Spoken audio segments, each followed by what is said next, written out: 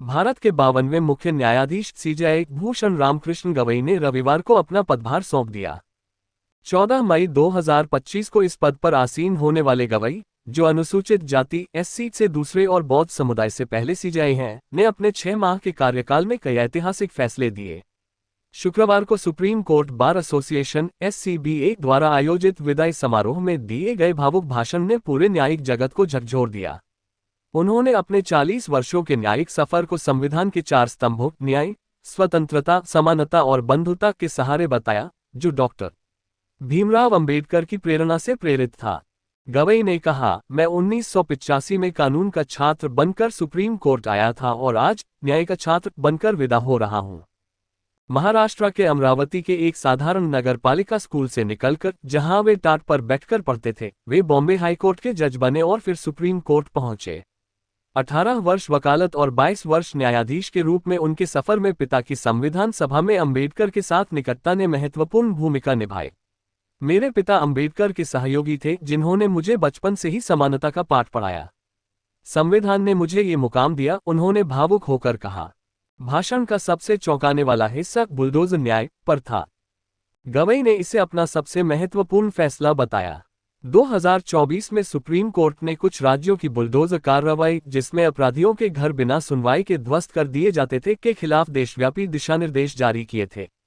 गवई ने कहा, बुलडोजर न्याय कानून के शासन के विरुद्ध है। किसी आरोपी या दोषी के घर को कैसे गिराया जा सकता है? क्या उसके परिवार, माता पिता का क्या कसूर? आश्रय का अधिकार मौलिक है। उन्होंने जोर देकर कहा कि यह फैसला रूल ऑफ लॉ को मजबूत करने वाला था, जो संविधान का मूल तत्व है। इस बयान ने राजनीतिक हलकों में हलचल मचा दी, क्योंकि यह मोदी सरकार की कुछ नीतियों पर अप्रत्यक्ष टिप्पणी लगी।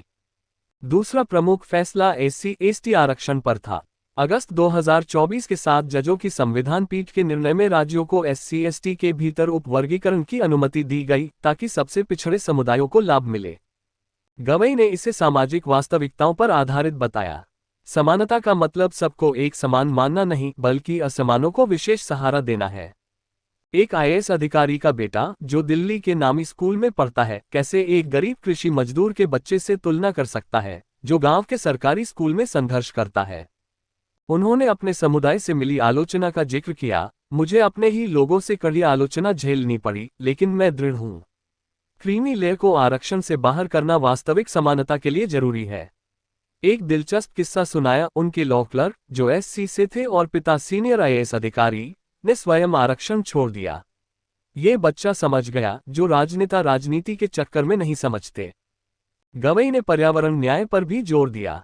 3 वर्षों तक ग्रीन बेंच का नेतृत्व करने वाले उन्होंने अपना पहला फैसला पुणे के जंगल को बचाने वाला और आखिरी अरावली पहाड़ियों को सुरक्षित करने वाला बताया। पर्यावरण संरक्षण मेरा जुनून है। जमानत के सिद्धांत bail is rule, jail is exception को मजबूत करने और ED की अतिरेक पर टिप्पणियों का भी उल्लेख किया। उन्होंने न्यायपालिका की स्वतंत्रता को संविधान की मूल संरचना बताया। 2021 के ट्रिब्यूनल रिफॉर्म्स एक्ट के कुछ प्रावधान रद्द करने वाले फैसले का हवाला देते हुए सेक्युलरिज्म पर गवई ने खुलकर बोला, मैं बौद्ध हूं, लेकिन हिंदू, मुस्लिम, ईसाई सभी धर्मों में आस्था रखता हूं। सच्ची धर्मनिरपेक्षता यही है। बचपन में दरगाह पर चादर चढ़ाने से लेकर अंबेडकर की शिक्षाओं तक, उन्होंने समावेशी भारत का चित्रण किया। अगले CJI जस्टिस सूर्यकांत ने कहा, गवई जी की आवाज स्पष्ट, सिद्धांतवादी और निर्णायक रही। अटॉर्नी जनरल R वेंकटरमणी ने कविता पढ़कर सम्मानित किया। गवई ने विदा लेते हुए कहा, हर पद शक्ति नहीं, सेवा का अवसर है।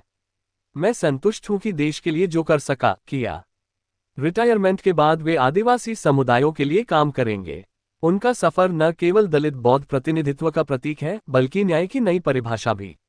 राजनीतिक रूप से संवेदनशील मुद्दों पर सीधी बात ने भाषण को शौकंद बना दिया, लेकिन यह आंबेडकरवादी न्याय दर्शन की जीत है।